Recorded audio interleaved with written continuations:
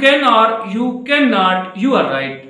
यानी अगर आप ये सोचते हैं कि आप कोई काम कर सकते हैं तो आप ठीक हैं, और अगर आप ये सोचते हैं कि आप कोई काम नहीं कर सकते तो भी आप सच्चे हैं।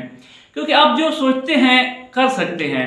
अगर आप ये सोचते हैं कि आप कर सकते हैं तो आप कर सकते हैं, और अगर आप ये सोचते हैं कि आप नहीं कर सकते तो वो आप नहीं कर सकेंगे। अजीम माहिर नफ्सियात विलियम जेम्स वो पहला शख्स था जिसने ये बात मालूम की कि कामयाबी और नाकामी का ताल्लुक हमारी एक्सेप्टेशन यानी तवक्को से है। लिहाजा तवक्को करते वक्त मोहतात रहें। आप जो तवक्को करेंगे ज़्यादा इम्कान यही है कि आप वही हासिल कर लेंगे।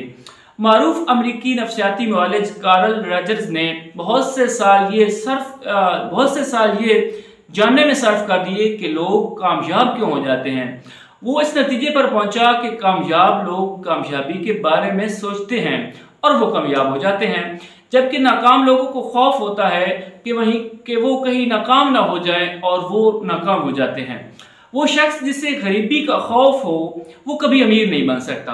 बिजनेस और तालीम में नाकामी की बुनियादी वजह नाकामी की तवक्को है, जिसकी वजह से लोग नाकाम हो जाते हैं। लिहाजा हमेशा बेहतरीन की तवक्को करें, न कि बदतरीन की। हजारों कामयाब लोगों के मुताले से ये मालूम हुआ है कि जो लोग कामयाबी की तवक्को रखते हैं वो कामयाब हो जाते हैं।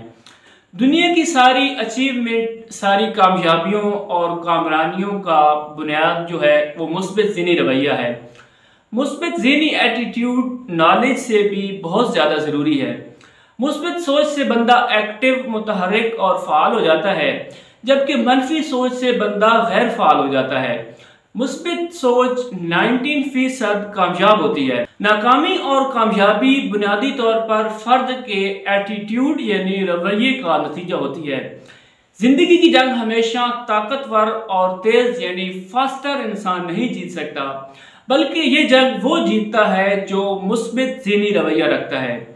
एक बड़ी दिलचस्प रिसर्च है कि मुस्बित ज़हनी रवैये वाले अफराद की उम्र ज़्यादा होती है और इनकी इनकम 40 से 50% ज़्यादा होती है।